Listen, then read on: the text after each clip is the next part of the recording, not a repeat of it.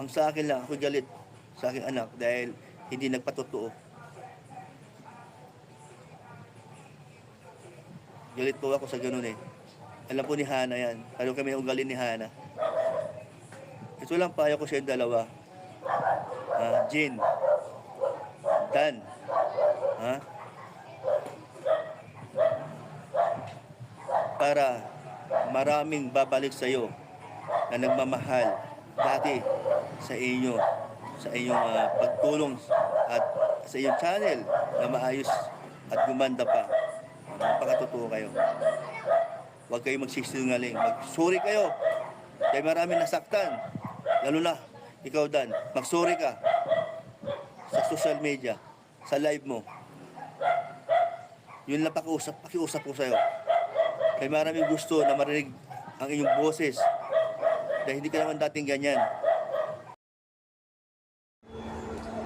What's up guys? Jubilito TV official po at eto na naman pumuli ang isang edisyon ng ating reaction video mga kalingap at kabagis, no? Pero bago po natin simulan, syempre po, shoutout po muna natin Kuya Val Santos Matubang, Ate Edna Vlogs at Kalingap Rap sa ating mga kalingap netizens at kalingap subscribers. Mega love shoutout po sa inyong lahat. So ito na nga mga kalingap at kabagis, no? Sino nakapanood nung live ni Kuya Brooks, mga kalingap at kabagis? Alam ko, karamihan sa inyo napanood nyo po, no? Pero kung hindi nyo po napanood, dito po, ipapakita ko po sa iyo yung link. Ayan. At yung mismo pinaka-live at pasyalan nyo po. At dito kasi, mga kalingap at kabagis, ay mukhang naglalabas ng sentimiento, sama ng loob.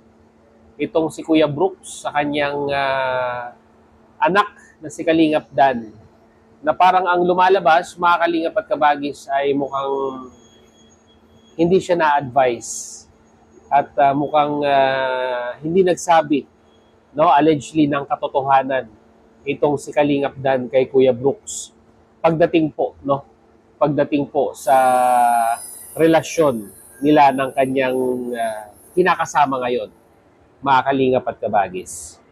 Dahil po, kung inyo rin pong papasyalan, mga kalingap at kabagis, ayan, papakita ko po sa yung upload, ay nagkaroon ng ikangay parang nag-share ng kanilang sabihin na nating paano nagkakilala si Kalingap Dan at ang kanyang partner ngayon, mga kalingap at kabagis. At dito po ay talagang napakaraming revelasyon tayong napakinggan dito po sa kwento ng dalawang ito.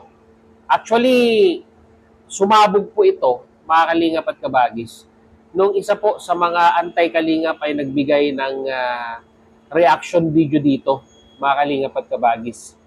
At ito po'y nasigundahan din nung isang live, no, ni Kuya Val Santos Matubang, na ikangay bakit tinatanong niya itong anti-kalingap na reactor na ito kung bakit ika nga ay parang pinanghihimasukan yung buhay po ng dalawang ito, si Kalingap Dan at ng kanyang partner, mga kalingap at kabagis, no?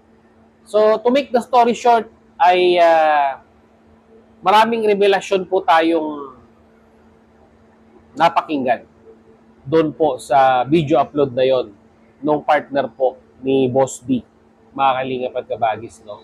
At kasama po sa mga revelasyon ay di umano allegedly, mga kalingap at kabagis, ay sila na daw po, no, nung ika nga ay nagkaroon po ng love team itong si Boss D.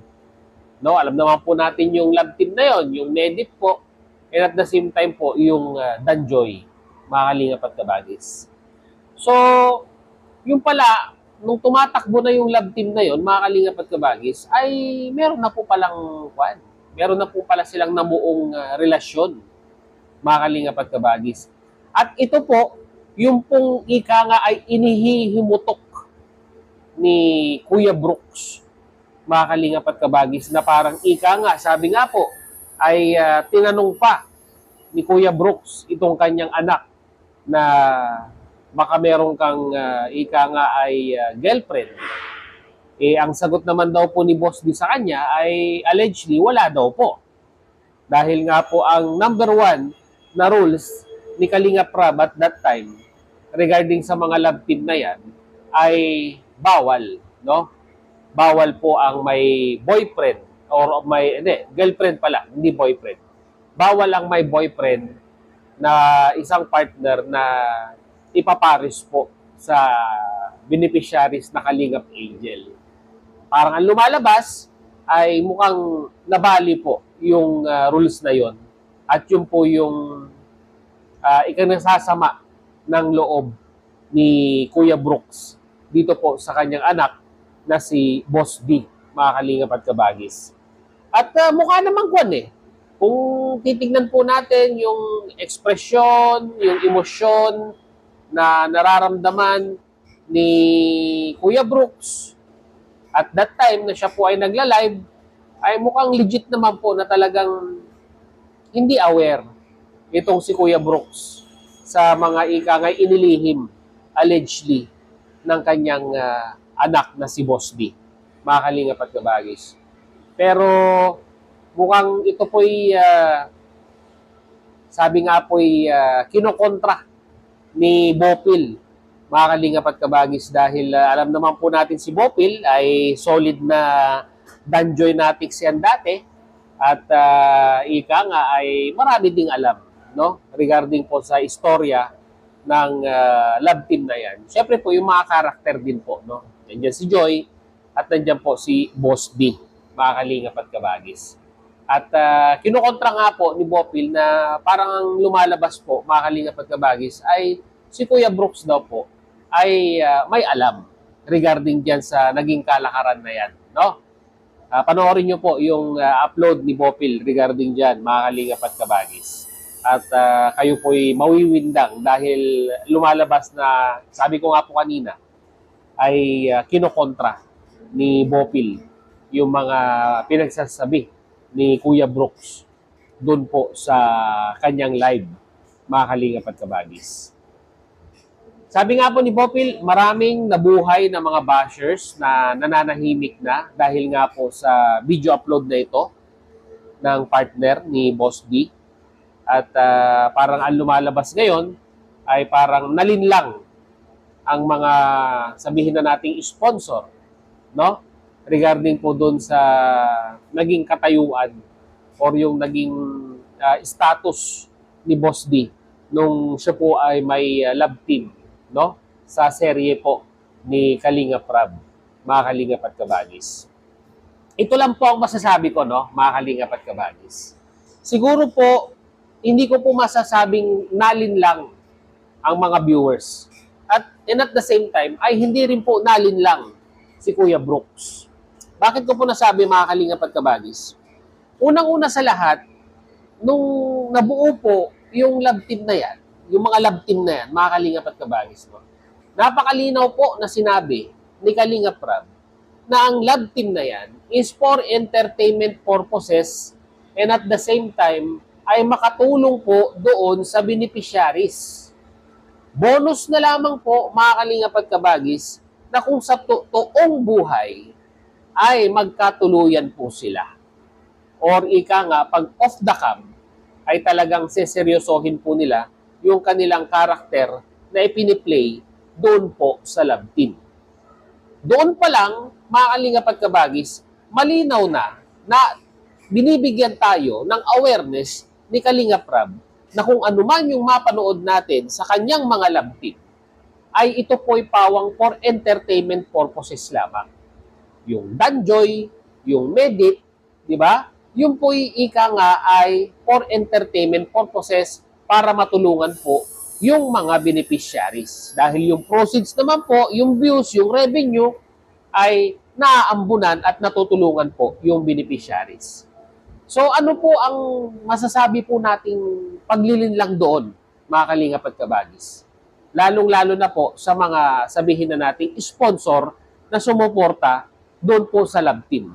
Kung sa simula pa lamang po, mga Kalingap at Kabagis, ay may disclaimer na po regarding dyan sa love team na yan. Tama po ba ako o mali, mga Kalingap at Kabagis?